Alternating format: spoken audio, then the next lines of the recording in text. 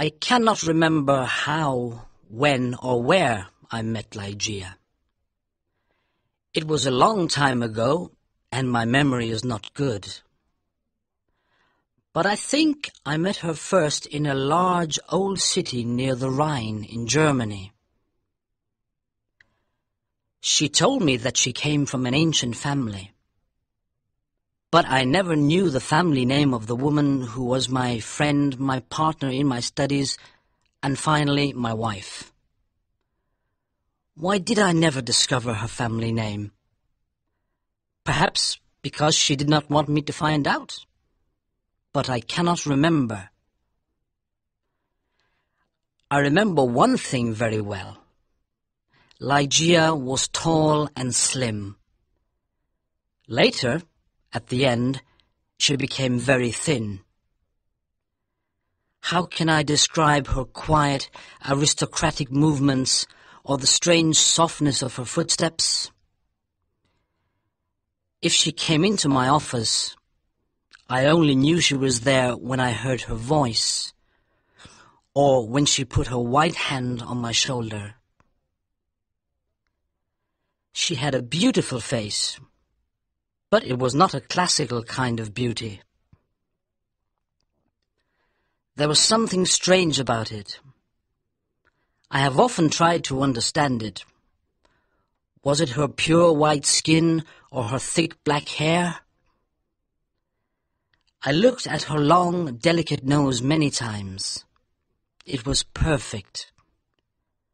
I looked at her sweet mouth. How soft and red it was. And when she smiled, her teeth were white. Then I looked into her eyes. They were much bigger than normal eyes. Sometimes, when she was excited, they looked like a deer's eyes. They were black with long black eyelashes and black eyebrows. But as I looked into them, I realized that they had a strange expression. I thought about it for many hours, sometimes all night. What was the expression in those eyes? I wanted to know. Many times I thought I almost had the answer, but then it was gone. Ligeia was very determined. She was always calm and quiet, but her determination showed in her eyes. It shone like a terrible energy, and sometimes it frightened me. Ligeia was very clever. She was excellent at Latin and Greek, and she knew many other languages perfectly. She never made a mistake. She was also a student of science and mathematics. When we were first married, I often asked her for help with my studies, and we worked together. But after she died, I was alone. Without her, I was like a child in the dark. When she first became ill, she did not come to help me as often as before. She lost weight, and her skin became pale and transparent. When I saw that she was dying, I felt desperate. Ligeia resisted death with all her energy. She was determined to live. I watched in agony as she fought for life. I knew she loved me, but I only understood how much she loved me now that she was dying. She held my hands and said that she was devoted to me. I cannot talk about it now, but let me say that her love for me was part of her determination to live. On the night she died, she suddenly got out of bed and cried, "Oh God, must I die? Must I lose my fight with death? No, I can't die like this." But my dear Ligeia died. I was so sad I could not stay in the old city by the Rhine. For a few months I travelled around. Then I bought an old abbey in an isolated part of England. This dark, sad place expressed my feelings of loneliness. But I decorated it with beautifully colored curtains, carpets, and ornaments. I said to myself, perhaps the bright colors will make me feel happier. Unfortunately, they did not. I began to drink too much. But I do not want to speak about that time of my life. I will only say that one day I married Lady Rowena Trevanion of Tremaine. My new wife had blonde hair and blue eyes. She was very different from my first wife. But how could I ever forget Ligeia? I took Lady Rowena back to a room high up in the tower of the Abbey, where we lived for the first month of our marriage. The room was very large, with an enormous window made of glass from Venice. The ceiling was high, like a church, and in the center there was a big gold chandelier. There were sofas from the east and an Indian bed. On the walls were long tapestries, like carpets, with designs made of gold. The tapestries moved every time the wind blew. My wife was afraid of me because I was often sad and depressed. She did not love me much and stayed away from me, but I preferred this. I always thought about Ligeia, my beautiful Ligeia, dead in the tomb. Sometimes in my dreams I called to her in the night. I imagined that perhaps my love for her could bring her back to me. At the beginning of the second month, Lady Rowena became ill. She did not sleep very well, and told me she could hear sounds and movements in the tower. "You have a fever," I said. "You're imagining things." She got better, but then she went back to bed with a second illness, worse than the first. The doctors could not understand it. Again, Rowena began to hear little sounds and movements in the bedroom, and they frightened her. One night, at the end of September, she woke up suddenly. I was sitting on a sofa by her bed. She whispered to me that she could hear sounds and see movements, and there was a frightened expression on her thin face. But I saw and heard nothing. "It's the wind," I explained. "You can see the tapestries moving in the wind." But her face was white with fear, and she nearly fainted. I remembered that there was some wine on the table on the other side of the room. As I walked under the light of the chandelier, a strange thing happened.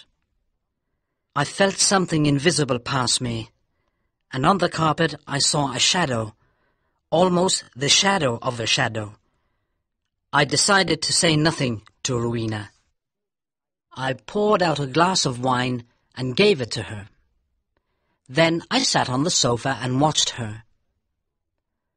After some moments, I heard very quiet footsteps on the carpet coming towards the bed. A second later, as Rowena was about to drink the wine, I saw, or perhaps I dreamed that I saw, 3 or 4 large drops of a bright red liquid fall into the glass. Rowena did not see it. She drank the wine, and I said nothing because I thought it was only my imagination. After this, Rowena's health got much worse, and on the 3rd night she died. Her servants prepared her for the tomb, then covered her with a sheet. The next night I sat alone with her body in the bedroom. Strange forms and shadows moved around me. I looked nervously into the dark corners at the moving tapestries, and I felt frightened. Then I looked at the carpet under the chandelier. There was no shadow there, and I felt better. When I looked at Rowena on the bed, sad memories of Ligeia, the only woman I ever loved, came back to me. It was perhaps around midnight when I heard a sound. It was quiet but clear, and it woke me from my dreams. I thought it came from the bed.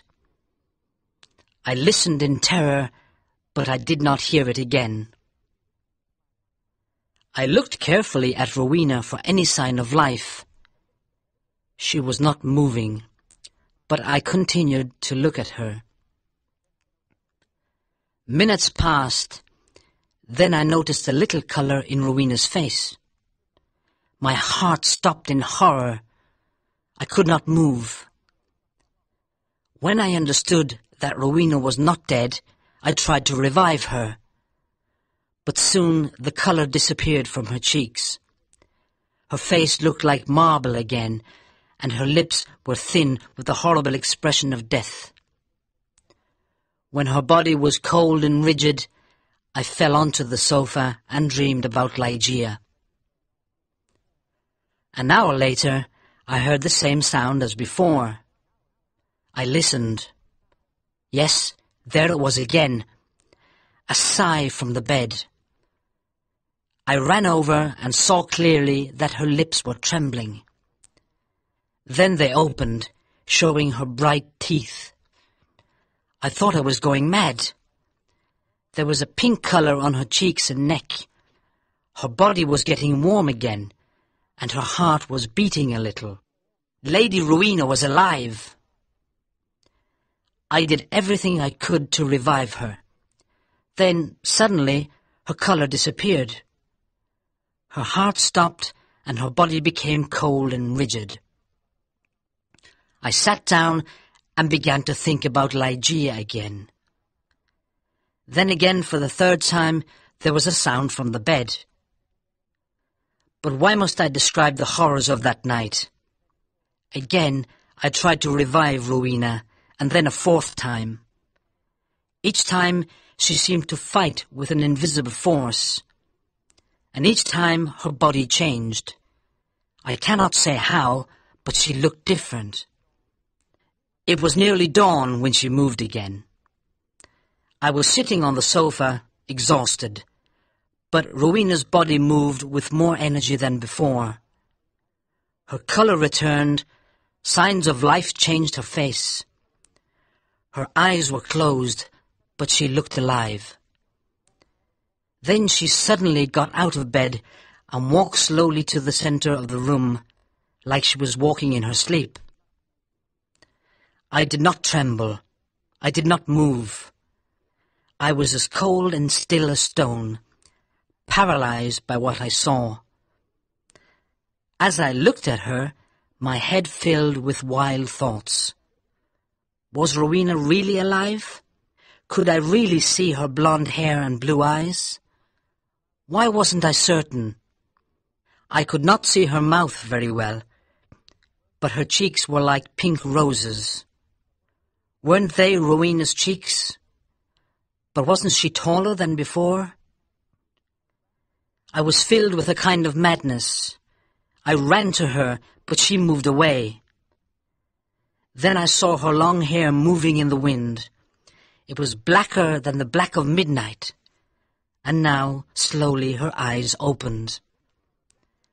I shouted like a madman, "These are the black eyes of my lost love, the eyes of Ligeia."